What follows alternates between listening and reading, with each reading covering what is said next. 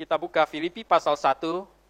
Saya ingin mengajak Anda membaca dari ayat 20 sampai 26. Filipi pasal 1 dari ayat 20 sampai 26. Kalau sudah dapat kita baca bersama-sama. 1, 2, 3. Sebab yang sangat kurindukan dan kuharapkan ialah bahwa aku dalam segala hal tidak akan beroleh malu, melainkan seperti sedia kala.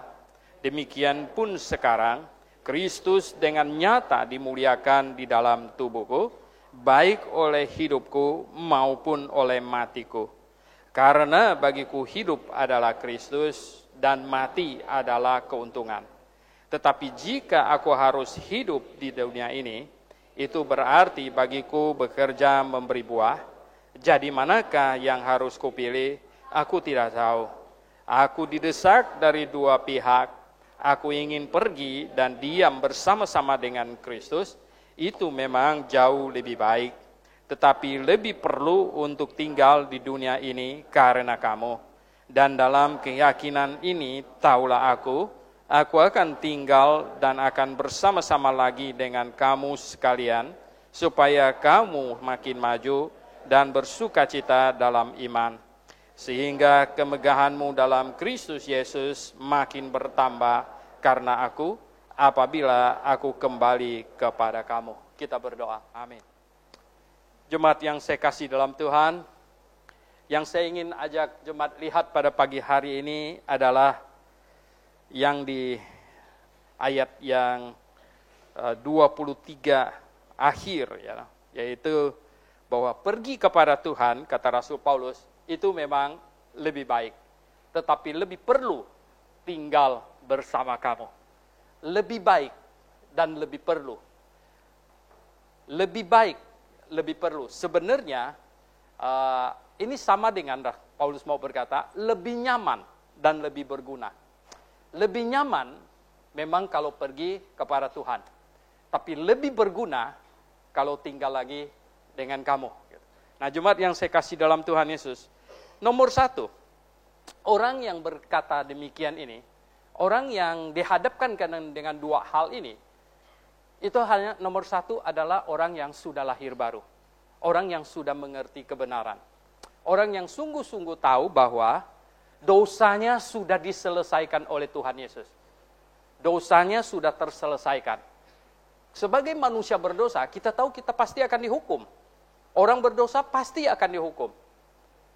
Tidak bisa lari dari itu. Kalau manusia berdosa di muka bumi ini bersalah kepada pemerintah, mungkin bisa bohong-bohong, tipu-tipu, dan kemudian tidak ketahuan, sembunyi. Itu karena pemerintah memang tidak mempunyai pengetahuan dan mata seperti Tuhan, Anda masih bisa sembunyi. Tetapi kalau dengan Tuhan, Anda tidak mungkin bisa sembunyinya. Jadi kalau berdosa, pasti dihukum. Oleh sebab itulah maka orang berdosa tidak mungkin bisa masuk surga. Orang berdosa akan pergi ke neraka. Loh, kenapa? Kenapa orang berdosa pergi ke neraka? Seringkali saya dapat pertanyaan demikian dari orang. Saya bilang begini, dunia ini akan habis, akan hancur. Sedangkan ada satu tempat yang di mana Tuhan ada, yaitu di surga. Kemudian ada satu tempat lagi di mana iblis ada di situ, tempat dihukum. Nah, ketika dunia ini hancur, Anda pergi kemana? Kan dunia ini akan dihancurkan. Lalu Anda pergi kemana? Oh, saya pergi kepada Tuhan. Nggak bisa. Yang pergi kepada Tuhan itu adalah orang kudus. Itu adalah orang yang nggak ada dosa lagi gitu. Orang yang dosanya habis, selesai. Baru bisa menghampiri Tuhan Allah yang Maha Kudus. Pergi ke surga yang Maha Kudus. Jadi kamu pergi kemana? Gitu. Tidak ada tempat lain, saya bilang. Kecuali pergi ke tempat di mana iblis berada. Di situlah kamu akan ada di situ gitu. Nah, supaya kamu tidak pergi ke tempat di mana iblis ada ketika dunia ini habis musnah gitu. Bagaimana? Yes, dosa itu harus diselesaikan. Nah, bagaimana cara dosa diselesaikan? Wow. Berbagai agama muncul di muka bumi ini mengajarkan bagaimana cara dosa diselesaikan. Dan hampir semuanya mengajarkan dengan amal, dengan berbuat sesuatu supaya dosanya hilang. Saudara, saya pikir kalau dengan amal dosa bisa dihilangkan, maka yang pasti masuk surga itu orang kaya, betul nggak? Yang pasti masuk surga. Ya karena apa? Ya bagaimana kalau model ya ini Bill Gates itu dikasih satu orang Indonesia, satu orang dapat 100.000 belum habis duitnya. Masuk surga dong dia kalau gitu. Saudara yang saya kasih dalam Tuhan, tidak. Masuk surga bukan dengan itu. Masuk surga kalau dosa bisa diselesaikan. Nah, bagaimana cara dosa diselesaikan? Dosa hanya diselesaikan dengan satu cara, yaitu dihukum dosa itu baru selesai. Dosa harus dihukum baru selesai. Nah, lantaran inilah maka direncanakan juru selamat datang, dihukumkan di atas kayu salib. Jadi Tuhan Yesus Kristus di atas kayu salib menanggung dosa seisi dunia. Menanggung dosa seisi dunia. Sehingga dosa seisi dunia dihukumkan ke atas dirinya. Untuk orang-orang yang di dalam perjanjian lama mau masuk surga adalah bertobat percaya kepada juru selamat yang akan datang. Orang-orang perjanjian baru yang hidup sesudah penyalibannya bertobat dan percaya kepada juru selamat yang sudah datang. Beda kita dengan Abraham adalah Abraham percaya kepada juru selamat yang akan datang. Kita percaya kepada juru selamat yang sudah datang. Nah, ketika kita bertobat percaya, selesailah dosa kita.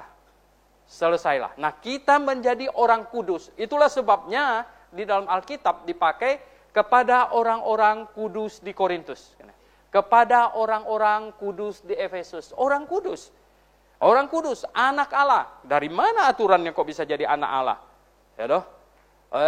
Agama lain umat Allah. Oh ya, umat Allah, saya anak Allah, mana lebih tinggi, ya doh. Nah, ya boleh, oke lah kamu umat Allah, tapi saya anak Allah gitu. Tapi gimana caranya kita bisa jadi anak Allah, saudara? Anak Allah, karena Yesus anak Allah, dialah anak Allah satu-satunya yang sejati. Tapi dia rela apa? Dia rela tukar dengan saya anak iblis, jadi dia tukeran dengan saya, dia ambil posisi saya yang anak iblis, dihukumkan di atas kayu salib. Dan dia berikan kepada saya posisi anak Allah. Sehingga saya menjadi anak Allah. Luar biasa, saudara. Setiap orang yang bertobat percaya kepada Tuhan Yesus adalah anak Allah. Nah, saudara yang saya kasih dalam Tuhan, inilah. Jadi, orang yang sudah diselamatkan, yang sudah sungguh-sungguh lahir baru, bisa berkata seperti Rasul Paulus di sini katanya. Supaya apa? Hidupku bisa memuliakan Tuhan. Hidup memuliakan Tuhan dan mati pun memuliakan Tuhan. Karena sudah jadi anak Allah. Saudara yang saya kasih dalam Tuhan Yesus. Salah satu tugas dari anak Allah itu adalah menjaga kemuliaan Bapa. Sebenarnya Allah tidak perlu dibela. Gimana sih ya? Gimana cara saya bela Allah ya? Jadi ada orang mau nyerang Allah, saya di depannya begitu. Betul nggak? Gimana caranya gitu? Saya bingung juga orang kalau mau bela Allah. Gimana ya? Allah tidak perlu dibela. Petrus pernah coba itu, betul nggak? Ya? Dia cabut pedangnya, dia mau sikat leher orang itu, kena apa? Telinganya copot. Apa kata Tuhan Yesus? Maju Petrus, maju, sikat mereka. Gitu. Nggak ada. Gitu. Apa kata Tuhan Yesus bilang Petrus? Katanya apa? Sarungkan pedangmu, dia bilang. Apakah kamu kira saya tidak dapat memanggil 12 pasukan malaikat katanya? Gimana kita bela Allah, betul nggak? Nggak bisa gitu. Dia jauh lebih hebat kok. Nggak usah pasukan malaikat segala macam. Satu kata mereka akan lebih kecil dari debu gitu. Gimana bisa kita bela dia? Yang mau Tuhan kita lakukan adalah menjaga kemuliaan dia. Artinya gini, sebagai anak Allah kita jaga nama baik Bapa kita gitu loh. Ya nggak? Nama baik Bapa kita itu kita jaga gitu. Itu kemuliaannya gitu. Dengan hidup kita dan dengan mati kita. Inilah sebabnya kenapa orang Kristen nggak boleh bunuh diri, saya kasih tahu. Banyak orang tanya sama saya, Pak Suhento, kalau bunuh diri masih masuk surga nggak? Saya lihat mukanya mau bunuh diri nggak ini orang? Karena jawabannya bisa bahaya gitu. Kalau masih masuk, nanti pulangnya minum baygon gimana gitu. Waduh, betul nggak? Ini repot nih gitu. Karena ini masih masuk surga nggak? Saudara, oke, masih masuk kalau sudah lahir baru. Tapi saya bilang, bukan kehendak Tuhan kita bunuh diri. Kenapa? Hidup kita memuliakan Tuhan, terus apa? Mati juga memuliakan Tuhan. Kalau bunuh diri ini, Suhento Liau katanya ya, ditemukan gitu. bunuh diri gitu. Lalu apa bagusnya, betul nggak? Hah? Apa baiknya itu? Apakah itu memuliakan Tuhan gitu ya nggak? Waduh, orang mulai bertanya-tanya, apa sih ya enggak? Istrinya kah penyebabnya, betul nggak ya toh? Atau ya kan macam-macam. Atau jemaatnya kan terlalu pusing untuk gembalakan sehingga dia bunuh diri, macam-macam gitu kok. Itu bukan memuliakan Tuhan kalau begitu, betul nggak? Kalau memuliakan Tuhan itu adalah apa? Sesusah apapun juga, sesusah apapun juga. Ya loh, tidak ada makan, tidak ada apa, masih tetap bertahan. Sesusah apapun juga, bahkan ya. Michael Settler ditangkap, ya toh. Wow, dia menginjil terus di penjara. Dipenjarakan sama siapa bertobat. Pusing juga orang itu. Akhirnya apa? Dia menginjil terus. Dia menginjil orang yang mau menganiayanya semuanya, pusing. Lalu mereka saking pusingnya mendengar kebenaran yang disampaikan, mereka ambil pengait, tarik lidahnya keluar, dipotong. Wow. Dan dia bilang kepada jemaatnya, semuanya dibilang, jangan takut kepada kematian. Ya, mereka bilang gini, kalau sangat sakit, ya, wah mungkin mengerikan. Kalau tidak sakit, tolong kasih kami kode ya. Kodenya apa? Kalau tidak sakit, bisa dilewatin, artinya sanggup ditanggung gitu. Angkat tangan kamu. Dia nggak tahu waktu dia dibakar bakalan diikat tangannya kan. You know? Dulu waktu dibakar gitu ya, dia mau angkat tangannya nggak bisa gitu, diikat gitu ya. Jadi teman-temannya lihatnya, wah ini mungkin susah sekali gitu. Kok tangannya nggak angkat-angkat? Ya diikat, gimana angkat gitu kan? Tahu nggak kapan dia angkat? Waktu talinya mulai putus gitu. Waktu tali yang ikat dia mulai putus, itulah dia angkat tangannya. Wow, ya teman-teman yang lain lihatnya tuh, puji Tuhan. Ternyata katanya bisa ditanggung kok. Bisa ditanggung. Jadi tidak perlu bunuh diri, bisa ditanggung gitu. Nah, saudara yang saya kasih dalam Tuhan, hidup memuliakan Tuhan dan mati juga memuliakan Tuhan. Ini yang mau. Ini adalah orang yang sudah lahir baru gitu, lahir baru. Jadi gini, kalau saya mengalami kesusahan dalam hidup ini, kita harus dapat melihat bahwa itu adalah Tuhan mengizinkan supaya dia dipermuliakan di dalam kesusahan saya. Amin, jemaat sekalian. Jadi kalau Anda menghadapi kesusahan, Anda menghadapi penganiayaan atau ada apapun juga, kesulitan hidup dan lain sebagainya, jangan patah semangat, jangan patah hati, apalagi mau menyalahkan Tuhan. Berarti apa? Tuhan menganggap Anda hebat, Tuhan menganggap Anda bisa memuliakan Dia melalui kesusahan itu. Betapa hebatnya sebenarnya. Nah, saudara yang saya kasih dalam Tuhan. Kemudian, nomor 2, dari perikop yang kita baca ini, sebenarnya di sini tersirat. Ini Paulus berkata apa? Saya tidak tahu katanya mau pilih yang mana. Memang lebih baik katanya. Pergi kepada Kristus, bersama Kristus. Tapi lebih perlu tinggal bersama dengan kamu. Nah, saudara yang saya kasih dalam Tuhan, pilih yang mana? Dia tidak bisa pilih. Dia tidak bisa pilih. Tapi kemudian dia berkata, sebenarnya saya lebih tahu, lebih berguna saya tinggal bersama kamu. Lebih berguna. Saudara yang saya kasih dalam Tuhan, saya berkata tidak banyak orang berpikiran seperti Rasul Paulus. Bahwa hidup ini harus berguna. Hidup ini harus berguna. Terutama setelah diselamatkan. Setelah diselamatkan, hidup ini berguna. Berguna bagi siapa? Berguna bagi Tuhan. Berguna bagi Tuhan. Saudara yang saya kasih dalam Tuhan, banyak orang sebenarnya mungkin kurang waktu untuk merenungkan. Sesungguhnya kalau kita mau memilah-milah, manusia di muka bumi ini yang belum diselamatkan, kalau menurut pengkhotbah, itu hidup kesia-siaan. Semua yang di bawah matahari itu adalah apa? Sia-sia belaka. Sia-sia semuanya. Yang di bawah matahari ini sia-sia semuanya. Bagaimana tidak sia-sia? Coba. Berapa banyak Anda sekolah? Dalam hidup manusia berapa banyak sekolah? Berapa banyak belajar? Baru yang resmi ini, sekolah formal saja. 5 tahun udah masuk TK. Ya, kadang-kadang saya lihat, masih kecil sekali ya. Dia masih mau tidur agak siangan sedikit, sudah dia apa? bangun, bangun.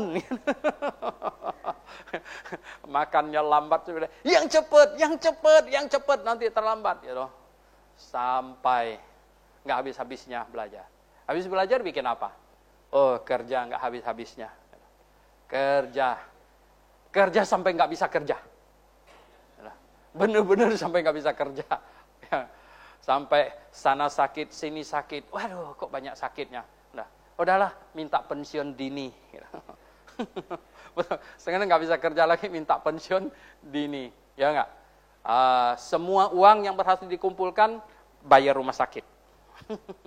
Ya toh? Hidup, makanya pengkhotbah bilang, hidup ini apa? Sia-sia. Ya, sia-sia betul. Nah, bagi orang yang sudah diselamatkan, ada pilihan yang kedua. Hidup bagi Tuhan tidak sia-sia. Hidup bagi Tuhan tidak sia-sia. Nah, saudara yang saya kasih dalam Tuhan Yesus, bagaimana hidup bagi Tuhan? Bagaimana bisa hidup bagi Tuhan, saudara? Pilihannya hidup bagi Tuhan. Jadi, sesungguhnya bagi orang Kristen yang sudah lahir baru, hanya ada dua pilihan. Jemaat yang saya kasih dalam Tuhan, hanya ada dua pilihan. Mau hidup bagi dunia, ya, atau mau hidup bagi Tuhan. Hanya ada dua pilihan. Oh enggak, ada 3, 4, 5, 6. Hidup, saya mau jadi tentara, saya mau jadi dokter, saya mau jadi pengusaha. Semua itu tergolong sebenarnya hidup bagi dunia. Ya, semua itu tergolong ke situ. Terus satunya hidup bagi Tuhan. Hidup bagi Tuhan. Jadi hidup bagi dunia atau hidup bagi Tuhan. Oh, saudara yang saya kasih dalam Tuhan. Bagaimana ini ya? Bagaimana supaya saya hidup bagi Tuhan? Bagi orang yang belum kenal kebenaran di luar Yesus Kristus, kata pengkhotbah, enggak ada dua pilihan, satu saja. Yaitu apa? Sia-sia. Yaitu hidup bagi dunia saja. Tidak ada yang satunya. Mereka tidak mengenal itu. Jadi gini, ya, lahir, besar susah payah, ya, tua lebih susah lagi, dan kemudian mati. Sia-sia. Dengan semua yang dikerjakan. Tetapi yang di dalam Tuhan masih ada satu pilihan. Yaitu pilihan hidup bagi Tuhan. Bagaimana supaya bisa hidup bagi Tuhan? Hidup berguna bagi Tuhan. Saudara yang saya kasih dalam Tuhan Yesus. Oh, banyak orang mau tahu kehendak Tuhan. Mau tahu kehendak Tuhan. Mau tahu kehendak Tuhan? Mau. Saya mau tahu kehendak Tuhan. Ya, lucu sekali dulu saya dengar ada teman waktu masih muda mau beli jam tangan, lihat di estalase dia yang jual itu penungguknya wanita, tanya yang mana? Tunggu saya tanya Tuhan dulu. Wah, gayanya. Tapi yang perempuan tuh nyeletuk, nggak usah tanya lagi kok, dia bilang. Jelas Rolex lebih bagus dari Rado. Kenapa? Nah, saudara yang saya kasih dalam Tuhan, dia mau tanya Tuhan dulu. Banyak orang mau tahu kehendak Tuhan. Kenapa? Kalau beli jam tangan, ya toh, kalau kita ngecek susah, biar Tuhan yang ngecek, ya, yang paling bagus kasih saya, gitu. Ya, tanya kehendak Tuhan. Oh, saudara yang saya kasih dalam Tuhan, kehendak Tuhan. Tetapi tadi saya katakan bahwa kalau hidupmu susah, sebenarnya di dalam kitab Yakobus segala macam sudah dikatakan, coba kamu tenangkan dirimu, cari hikmahnya. Apakah Tuhan memang mengizinkan hal ini terjadi saya, supaya ada kemuliaan bagi dia dalam porsi hidup saya ini. Ada kemuliaan bagi dia atau tidak. Gitu. Nah, saudara yang saya kasih dalam Tuhan. Oleh sebab itu, kiranya ya, kita bisa memilih dalam hidup tiap-tiap hari hidup kita ini. Ya, yang kita jalani ini. Apakah kita jalaninya? Ya, semua yang kita kerjakan, kita ada melihat itu bahwa saya mau berguna bagi Tuhan. Saya mau supaya itu ada manfaat bagi Tuhan.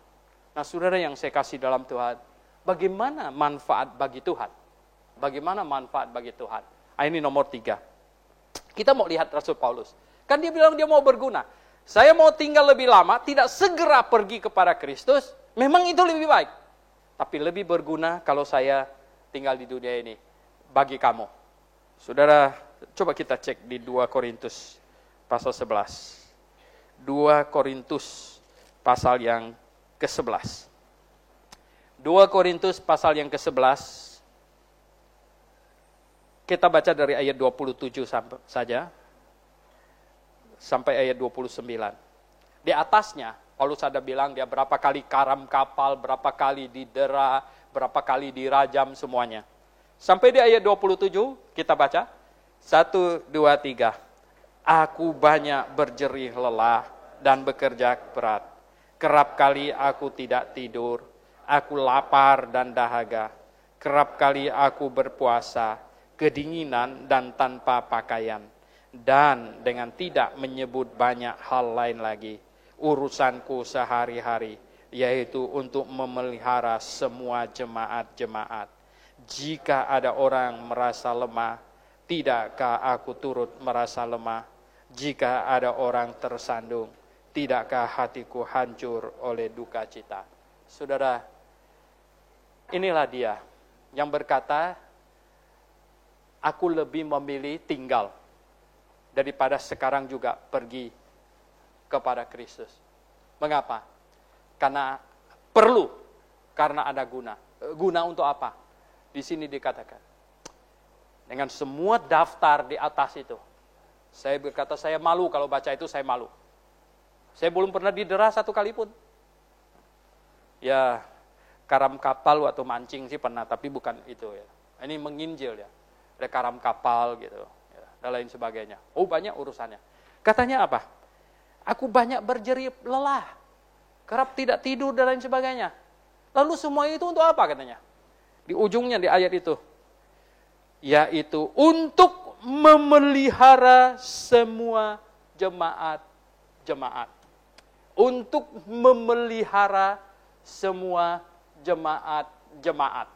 Saudara yang saya kasih dalam Tuhan, banyak orang Kristen kurang mendapat informasi tentang bagaimana kita berbuat bagi Tuhan. Sementara Tuhan tidak kita lihat dan tidak kita jumpai. Kita berbuat Tuhan. I love Jesus.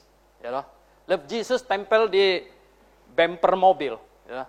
Orang di belakang lihat, wah hebat imannya. Dia love Jesus. Gitu.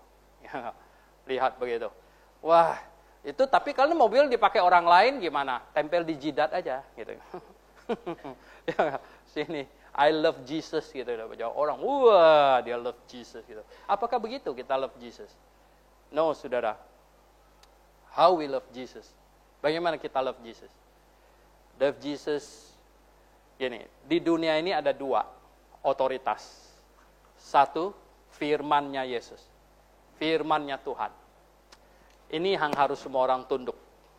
Firman-Nya Tuhan. Dan yang kedua adalah ini, jemaatnya Tuhan. Jadi firman-Nya Tuhan dan jemaatnya Tuhan. Ini firman-Nya dan ini tubuhnya. Gitu. Ya.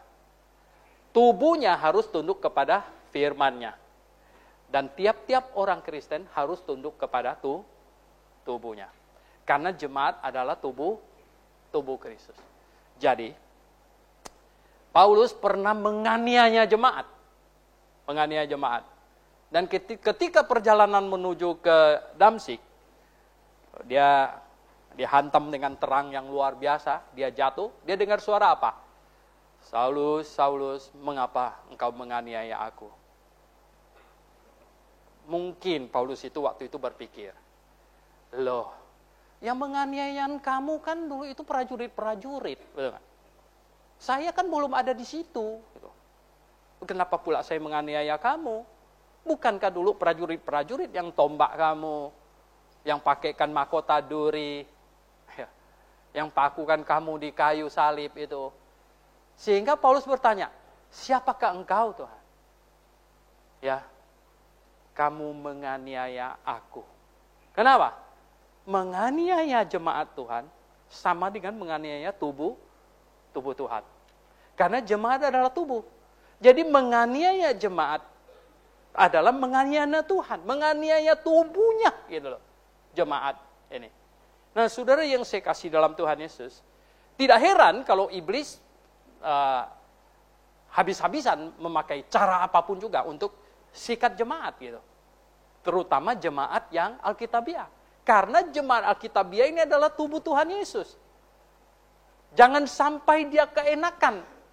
Mesti dibikin susah jemaat yang Alkitabiah. Karena ini tubuh Tuhan Yesus gitu. Saudara yang saya kasih dalam Tuhan. Kalau iblis tahu sasaran di mana dia mau menyerang, yaitu tubuh Tuhan Yesus, seharusnya orang Kristen juga tahu di mana dia harus mengasihi Tuhan. Yaitu mengasihi apa? Tubuhnya. Mengasihi tubuhnya. Sejak kemarin di sahabat GBA ribut dengan orang Kristen itu perlu ke gereja atau tidak. Ya, kalau pergi ke gereja bukan menyelamatkan, hanya percaya Tuhan Yesus saja masuk surga, ya nggak usah ke gereja, nggak apa-apa kan? Saudara yang saya kasih dalam Tuhan, coba renungkan baik-baik. Kalau kita tidak ke gereja, kalau semua orang percaya tidak ke gereja, tidak berkumpul membuat jemaat ini, gitu, tidak berkumpul, semuanya di rumah pakai televisi, seperti tadi malam kita nonton Indonesia lawan Vietnam gitu. Ya enggak? Kita cuma duduk begitu, ya toh. Lebih santai lagi kalau ada Coca-Cola plus 1 kantong besar kacang gitu. Nah, kalau orang Kristen macam begini, saya katakan dalam satu generasi kekristenan punah. Betul enggak? Kekristenan punah. Pasti. Gitu. Nah, itulah sebabnya Tuhan mau kita kumpul berjemaat. Berapapun susahnya. Saudara yang saya kasih dalam Tuhan Yesus. Harga yang kita bayar untuk kumpul berjemaat, saya katakan, untuk zaman sekarang ini, untuk kondisi sekarang ini, super murah. Super murah. Ada zamannya orang Kristen kumpul berjemaat itu taruhan kepalanya. Betul-betul taruhan kepalanya. Itu mahal itu. Ya, kita ini super murah. Ya toh? Naik Jakarta Transjakarta cuman berapa ribu bayar? Ya. 3.000, enggak usah keluar terminal, ya toh? Ya enggak, sambung sampai 3.000. Murah sekali. Saudara yang saya kasih dalam Tuhan. Ada zaman tertentu orang Kristen untuk supaya bisa berjemaat, bayarannya super mahal. Luar biasa. Nah, Saudara, kenapa? Seperti kata Rasul Paulus, aku berjeri lelah, aku capek, aku susah sebenarnya, aku keluar banyak tenaga waktu. Untuk apa? Untuk memelihara jemaat-jemaat. Supaya jemaat-jemaat bisa eksis, bisa berdiri lebih banyak jemaat, jemaat terpelihara, jemaat dalam kondisi bertumbuh dengan baik. Saudara yang saya kasih dalam Tuhan, inilah yang sebenarnya harus dipikirkan oleh setiap orang Kristen. Saudara yang saya kasih dalam Tuhan, setiap orang yang sudah lahir baru, orang Kristen yang sudah lahir baru, kita menerima kasih karunia Tuhan yang amat besar, saya katakan. Amat besar. Dari orang yang menuju ke neraka, sekarang sedang menuju ke sorga. Hebat tidak? Hebat tidak? Luar biasa. Ada satu lagu yang dari lumpur diangkatnya. Gitu. Itu saya senang lagu itu ya. Dari lumpur kita diangkatnya. Luar biasa, saudara. Dari menuju ke neraka akan binasa. Tiba-tiba sekarang kita sedang menuju ke sorga. Kapan saja saya mati, pasti masuk sorga. Dahsyat sekali, saudara. Hebat sekali sebenarnya. Ini kasih karunia Tuhan yang sangat amat besar. Oleh sebab itu, saudara yang saya kasih dalam Tuhan Yesus, kita lihat sekarang ini. Apa katanya? Setiap orang Kristen sebenarnya yang sudah diselamatkan berjemaat, harus berpikir gini, Tuhan, apa yang saya dapat berikan kepadamu? Apa yang saya dapat berikan? Apa yang saya bisa buat bagi Engkau, Tuhan, setelah Engkau selamatkan saya? Setelah Engkau selamatkan saya, apa yang bisa saya buat untuk Engkau? Dalam hal jemaat ini, apa yang saya bisa lakukan? Saudara yang saya kasih dalam Tuhan Yesus, John F. Kennedy, presiden termuda pada waktu dia terpilih. Saudara, dia hebat sekali sebenarnya. Hampir perang nuklir, ya. Khrushchev yang keras kepala itu terpaksa ya, telepon ke kapal supaya balik. Karena pada waktu itu Soviet sedang membawa hulu ledak nuklir untuk ditaruh di Kuba. Ya, John F. Kennedy dengar itu, bahwa kapal sedang menuju ke Kuba dengan hulu ledak nuklir. Bayangkan, dia bilang, tidak bisa dibiarkan Soviet taruh nuklir di belakang rumah kita. Dia bilang.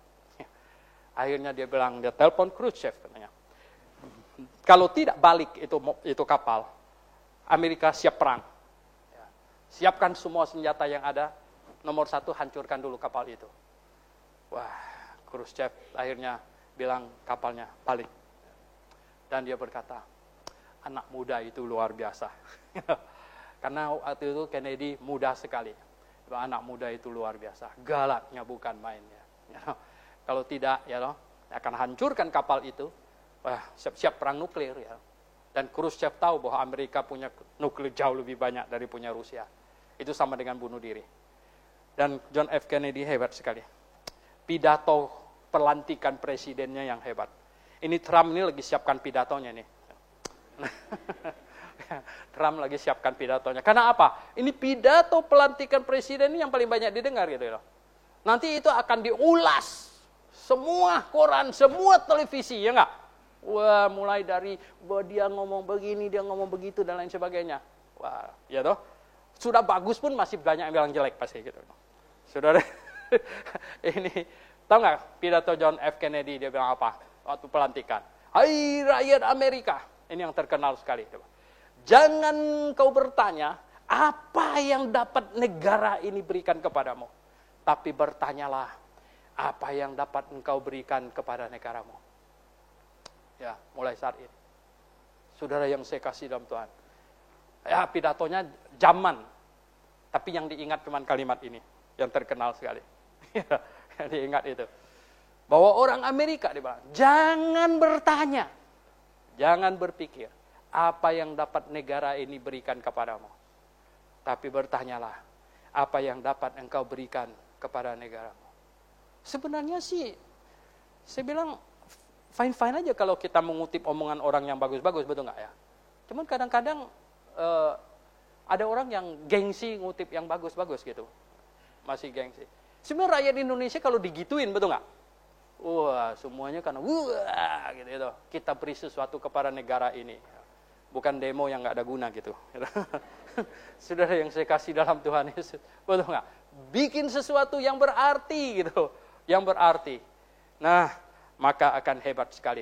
Saudara, wah, mungkin ya dong. Kalau orang bilang Bung Karno orator yang hebat, pidato. Kalian belum nyaksikan Hitler pidato. Betul nggak? Itu saya kasih tahu ratusan kali lebih hebat dari Bung Karno. Itu kalau Bung Karno tuh tangannya begini, kalau Hitler tuh sampai gini gitu. Luar biasa, tahu nggak Hawa? Waktu 1917 itu Perang Dunia Pertama, Jerman sudah habis total, habis total, gitu. Kalah perang semuanya. Tahun 1934, berapa tahun? 17 tahun saja.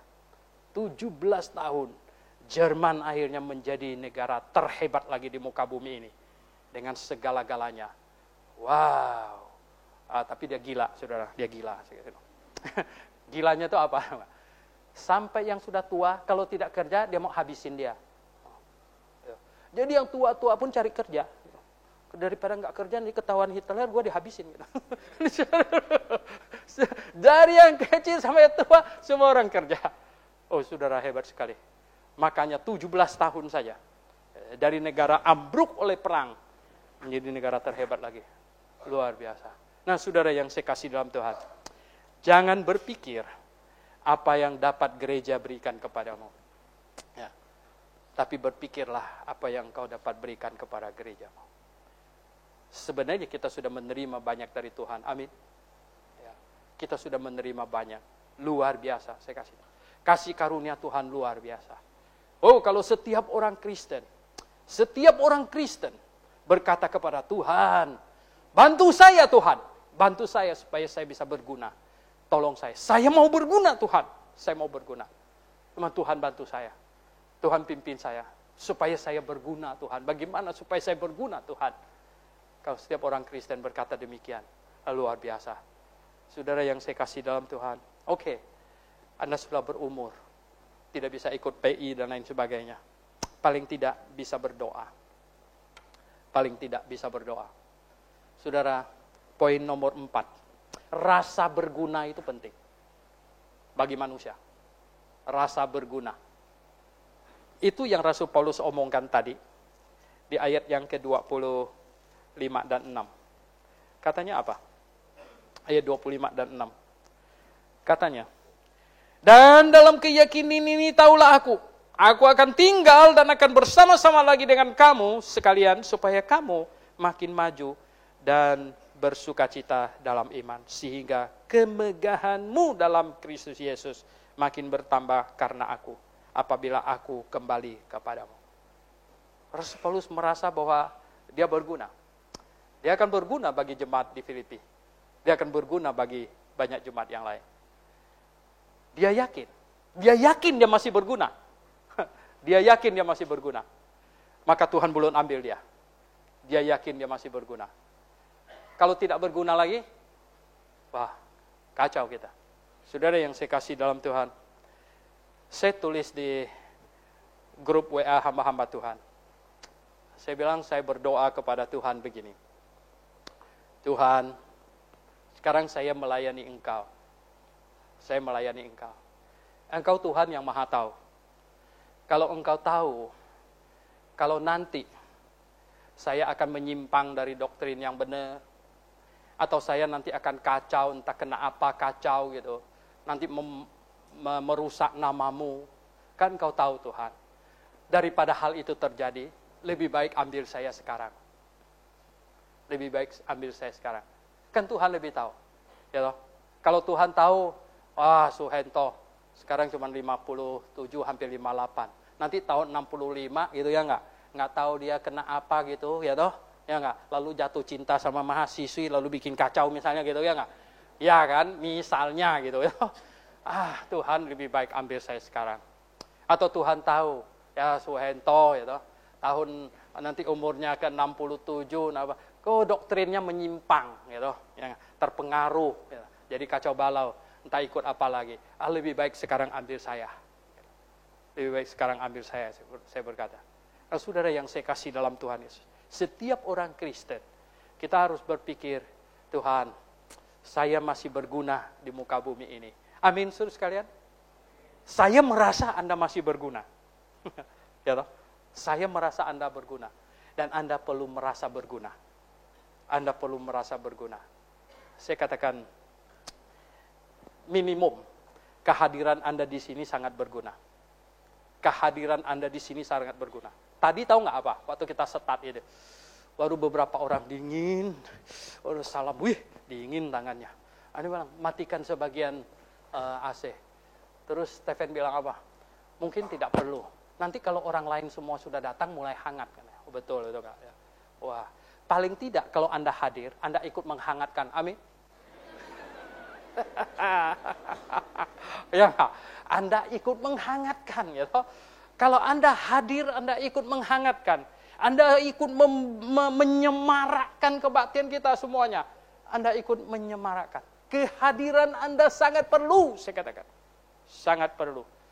Ya, sangat perlu. Anda ikut membuat suasana ruangan ini hangat, saudara.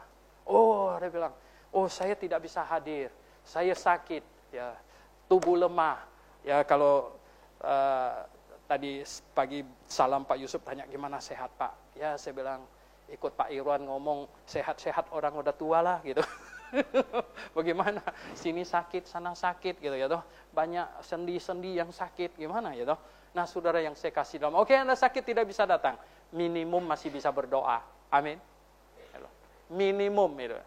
Minimum masih bisa berdoa, saudara. Bisa berdoa. Berdoa untuk pekerjaan Tuhan. Berdoa. Di Rabu malam kita ada list, saudara. Kita ada list hamba Tuhan yang ada di Pulau Jawa siapa. Yang di Jawa Tengah siapa. Yang di Jawa Timur siapa. Yang di Kalimantan siapa. Yang di Sumatera siapa. Coba Anda minta. Ya, dan bawa pulang ke rumah. Dan pagi Anda ikut berdoa untuk orang-orang itu semuanya. Mereka dalam pertempuran yang luar biasa, saya kasih tahu. Pertempuran iman yang luar biasa. Minimum Anda bisa mendukung dalam doa. Oh, lebih hebat lagi kalau Anda ikut ambil bagian dalam banyak hal. Kasih persembahan, ya, lebih hebat lagi. Tenaga ikut bantu, seminar, kita perlu tenaga. Hari ini dibagikan sebagian saja. Karena minggu lalu sudah dibagikan program kita 1 tahun. Program kita 1 tahun. Saudara, dalam program itu, ini ada penanggung jawab acaranya siapa? Kemarin saya suruh Stephen dan Andrew coba pasang siapa-siapa. Sudah dipasang belum tentu orangnya setuju. Jadi belum oke nih. Mereka TU tanya, di copy banyak belum? Saya bilang belum. Coba orang yang namanya sudah ditaruh di sini, gitu. Oke nggak gitu? Ya kalau oke baru diperbanyak. Saudara yang saya kasih dalam Tuhan, Anda bisa ikut ambil bagian. Tidak jadi penanggung jawab. Saya katakan, di graf ini ada banyak pekerjaan. Dalam 1 tahun berapa kali kita seminar? Dan diperlukan berapa banyak orang untuk ikut kerja, ikut ambil bagian. Semua orang bisa ikut ambil bagian. Saudara yang saya kasih dalam Tuhan, waktumu diberikan kepada Tuhan. Luar biasa, saudara. Dan sebenarnya lebih hebat lagi, kalau ada yang memberikan hidupnya untuk Tuhan. Saudara yang saya kasih dalam Tuhan, berikan hidupmu. Hidup. Kalau orang kasih uangnya, baik, sangat baik. Kasih waktunya, oke, kasih waktu. Udah saya kerja dari ini deh. Saya ambil kasih waktu 1 hari. Waktunya. Masih ada banyak untuk dia. Waktunya sebagian untuk Tuhan. Kasih uang, masih sisa banyak, sebagian untuk Tuhan. Kalau hidup ada berapa? 1. Dan yang 1 itu dikasihkan kepada Tuhan. Yang 1 itu saja. 1, bayangkan. Tuhan, saya kasih hidup saya. Yang 1 itu. Cuman 1. Dan saya kasihkan. Tuhan silakan berbuat apa saja untuk hidup saya yang 1 itu. Karena saya mau berguna. Saya mau berguna bagi Tuhan. Jemaat yang saya kasih dalam Tuhan, kata Rasul Paulus, bagiku hidup adalah Kristus, mati untung. Dan aku pun susah untuk memilih. Mau sekarang pergi kepada Tuhan, atau mau tinggal. Dan dia berkata, akhirnya aku yakin, aku akan tinggal lagi. Karena lebih perlu demi kamu dan jemaat-jemaat. Karena masih ada banyak jemaat untuk dipelihara. Perlu. Mari kita berdoa. Yang lebih parah daripada semua itu adalah fakta bahwa neraka itu adalah suatu tempat yang kekal. Dan hukuman di neraka sifatnya adalah selama-lamanya.